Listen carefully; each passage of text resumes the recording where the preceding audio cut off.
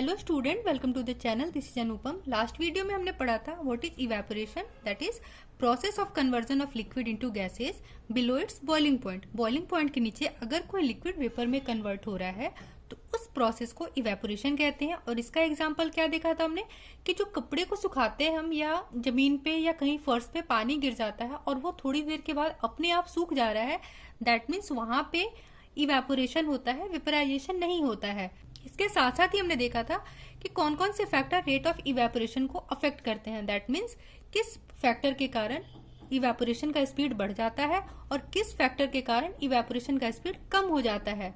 तो आज हम पढ़ेंगे इवेपोरेशन और वेपराइजेशन दोनों में क्या डिफरेंस है, क्योंकि इन दोनों ही प्रोसेस में लिक्विड वेपर में कन्वर्ट होता है।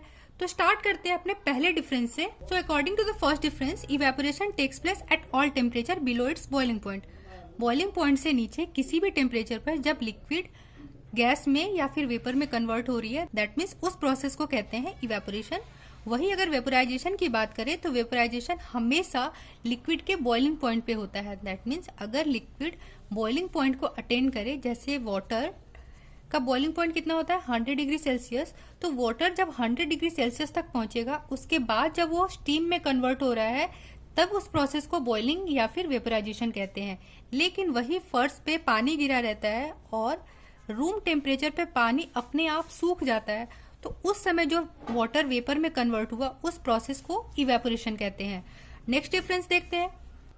सेकंड डिफरेंस है, इवेपोरेशन में हमेशा कूलिंग इफेक्ट होता है, लेकिन वही वेपराइजेशन में कोई कूलिंग इफेक्ट नहीं होता है। इसका भी रीजन वही, जब सरफेस से वाटर वेपर में कन्वर्ट हो रहा है तो इस समय इसने जो एनर्जी गेन करी, ये जो एनर्जी लिया, ये एनर्जी कहाँ से लिया, सराउंडिंग से, ठीक है, या फिर सरफेस से। तो सरफेस से जैसे ही उसने एनर्जी गेन करी तो सरफेस का हीट कम हो गया। सरफेस का हीट कम हुआ, दैट मीन्स सरफेस का टेम्परेचर भी कम हुआ, और सरफेस का टेम्परेचर कम होने के कारण कूलिंग इफेक्ट मिलता है। लेकिन जब बात बॉइलिंग की करें तो इसमें हम एडिशनल हीट प्रोवाइड करते हैं। तो हीट प्रोवाइड करते हैं, ये सराउंडिंग से कोई हीट नहीं लेता है, इसकी वजह से ये कोई कूलिंग इफेक्ट नहीं देता है। नेक्स्ट डिफरेंस क्या है? The next difference is it is surface phenomenon. कहने का क्या मतलब, इवेपोरेशन हमेशा सरफेस पे होता है।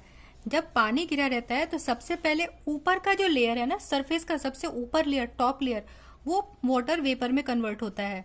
लेकिन वही बॉइलिंग में जितने भी पार्टिकल हैं वाटर के, चाहे वो कहीं पर भी हैं, वो सारे पार्टिकल पार्टिसिपेट करते हैं। इसका रीजन भी हमने समझा था। क्या है इसका रीजन? कि जो हाई एनर्जेटिक पार्टिकल्स है ना, वो बिल्कुल सरफेस पे होते हैं। सरफेस पे होने के कारण ये एनवायरनमेंट से बहुत इजीली एनर्जी ले पाते हैं और वेपर में कन्वर्ट हो जाते हैं, क्योंकि इनके पास ऑलरेडी एनर्जी बहुत ज्यादा होती है। The next difference is it is very slow process. Evaporation बहुत ही स्लो प्रोसेस है, ग्रेजुअल प्रोसेस है, क्योंकि इसे जो एनर्जी चाहिए वो कैसे चाहिए, एक तो इसे एनर्जी सराउंडिंग से चाहिए, दूसरी ये जो प्रोसेस है वो सरफेस फेनोमेनन है। मतलब पहले फर्स्ट लेयर का जो पार्टिकल है वो वेपर में कन्वर्ट होता है, उसके बाद के पार्टिकल्स वो कन्वर्ट होते हैं। दैट मीन्स ये बहुत स्लो प्रोसेस है। जैसे अगर फर्स्ट पे पानी गिरा है तो उसको सूखने में थोड़ा टाइम लगता है, लेकिन वेपराइजेशन एक रैपिड प्रोसेस है। क्योंकि यहाँ हम एडिशनल हीट प्रोवाइड करते हैं, और जब हीट प्रोवाइड किए तो इसके सारे पार्टिकल वेपराइजेशन में पार्ट लेते हैं, लेकिन यहाँ सिर्फ सरफेस के जो पार्टिकल हैं वो पार्ट लेते हैं। इसलिए वेपराइजेशन एक रैपिड प्रोसेस है, जबकि इवेपोरेशन एक स्लो और बहुत ही ग्रेजुअल प्रोसेस है। अब हम पढ़ेंगे हमारा next topic, that is water vapour in air. इसको क्या कहते हैं? ह्यूमिडिटी। और यही हम लास्ट वीडियो में पढ़े थे कि ह्यूमिडिटी क्या होता है, the amount of water vapour present in air. Air में कितना वाटर वेपर प्रेजेंट है वही ह्यूमिडिटी डिसाइड करता है, उसी को ह्यूमिडिटी कहते हैं। अब इसको समझने के लिए हम एक एक्टिविटी करते हैं। सबसे पहले एक एम्प्टी ग्लास लेंगे। एम्प्टी ग्लास के बाहर की सतह पे कोई वाटर मॉलिक्यूल्स हमें नहीं दिखता है, लेकिन जैसे ही आप इसमें ठंडा पानी, चिल्ड पानी डालते हो या फिर आइस के कुछ टुकड़े डाल दो, तो थोड़ी देर के बाद हमें ग्लास के बाहर ऐसे वाटर मॉलिक्यूल्स दिखते हैं, है ना, पानी दिखता है ऐसे। तो ये पानी कहाँ से आता है, ये वाटर कहाँ से आता है? ये वाटर आता है सराउंडिंग से। सराउंडिंग में क्या है? एयर। तो होता क्या है कि जैसे ही हम इसमें ग्लास में चिल्ड वाटर या फिर आइस के टुकड़े डाल दिए तो इस ग्लास का टेम्परेचर कम होके या तो 0 डिग्री सेल्सियस हो जाता है या फिर 1 और 2 डिग्री सेल्सियस हो जाता है, ऐसा ही कुछ होता है। लेकिन जो रूम टेम्परेचर में एयर है तो रूम टेम्परेचर कितना रहता है 22 डिग्री सेल्सियस या फिर 25 डिग्री सेल्सियस, ऐसा ही रहता है रूम टेम्परेचर। तो रूम टेम्परेचर पे जो एयर है वो जैसे ही इस ग्लास के कांटेक्ट में आती है तो उसका टेम्परेचर क्या होता है, डाउन हो जाता है। और जैसे ही टेम्परेचर कम होता है तो एयर कंडेंस होती है और कंडेंस होके किस में कन्वर्ट हो जाती है, लिक्विड में कन्वर्ट हो जाती है। यहाँ क्या था, गैस, और गैस किस में कन्वर्ट हो गया, लिक्विड। तो ये कौन सा गैस वाटर में कन्वर्ट होता है, वाटर वेपर। मतलब क्या कि जैसे ही गैस या फिर वाटर वेपर ग्लास के कांटेक्ट में आती है तो ग्लास के कांटेक्ट में आने से कूल डाउन हो जाती है, कूल डाउन होके कंडेंस हो जाती है और किस में कन्वर्ट हो जाती है, वाटर मॉलिक्यूल में कन्वर्ट हो जाती है। इस एक्सपेरिमेंट से क्या प्रूफ होता है कि एयर में वाटर वेपर प्रेजेंट होता है। तो इसको वर्ड में कैसे लिखेंगे,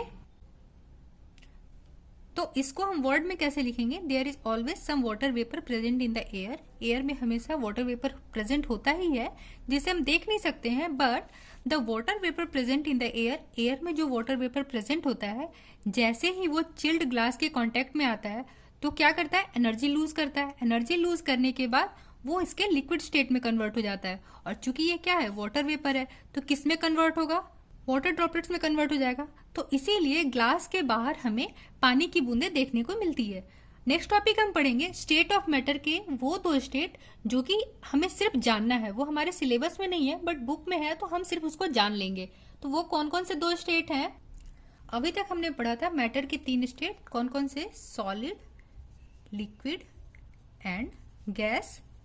बट इनके अलावा ये 2 स्टेट और होते हैं। एक है 4th स्टेट जिसको नाम दिया गया वो है प्लाज्मा, और एक है 5th स्टेट जिसको नाम दिया गया उसको कहते हैं BEC, बोस आइंस्टीन कंडेंसेट। तो प्लाज्मा क्या होता है, प्लाज्मा क्या है, ये मिक्सचर है फ्री इलेक्ट्रॉन एंड आयन का। होता कहाँ है, ये स्टार्स में होते हैं, ठीक है। क्यों, क्योंकि स्टार्स के टेम्परेचर बहुत ज्यादा होते हैं। बहुत ज्यादा होने के कारण जो एटम है वो ब्रेक होके इलेक्ट्रॉन एंड आयंस के फॉर्म में आ जाते हैं और इसी के कारण स्टार में ग्लो होता है। तो ये प्लाज्मा 4th स्टेट है, इस किसका मिक्सचर है, फ्री इलेक्ट्रॉन एंड आयंस का। इसको 4th स्टेट मैटर कहा गया और ये नेचुरली स्टार्स में होते हैं।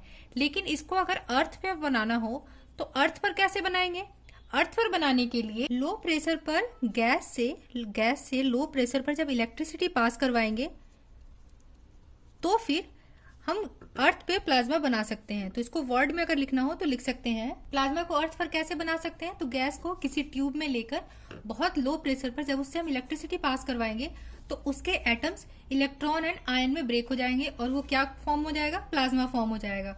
वैसे ही नेक्स्ट स्टेट है उसको कहते हैं BEC, इसका फुल फॉर्म है बोस आइंस्टीन कंडेंसेट। ये कैसे बनता है, तो गैस को बहुत ही लो डेंसिटी पर जब हम उसको एब्सोल्यूट 0 डिग्री टेम्परेचर पर कूल डाउन करते हैं, जस्ट इसका अपोजिट प्लाज्मा, इसमें बहुत हाई हीट होता है, ठीक है, और इसीलिए जो एटम्स है वो इलेक्ट्रॉन और आयन के फॉर्म में टूटे हुए रहते हैं। तो सन से जो ग्लो आता है ना, सन में क्या होता है, सूरज में जो हमें ग्लो दिखता है ये प्लाज्मा के कारण होता है। किसी भी स्टार में जो ग्लो होता है वो प्लाज्मा के कारण होता है। इसी का जस्ट अपोजिट है BEC, इसका टेम्परेचर बहुत ज्यादा होता है।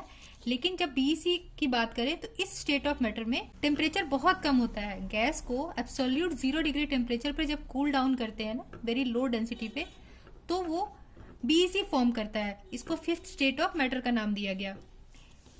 1920 में एक इंडियन साइंटिस्ट थे सत्येंद्र नाथ बोस, इन्होंने कुछ कैलकुलेशन किया और ये प्रेडिक्ट किया कि कोई एक 5th स्टेट ऑफ मैटर भी होता है। इसी बेसिस पे एल्बर्ट आइंस्टीन ने 5th स्टेट ऑफ मैटर का प्रेडिक्शन किया।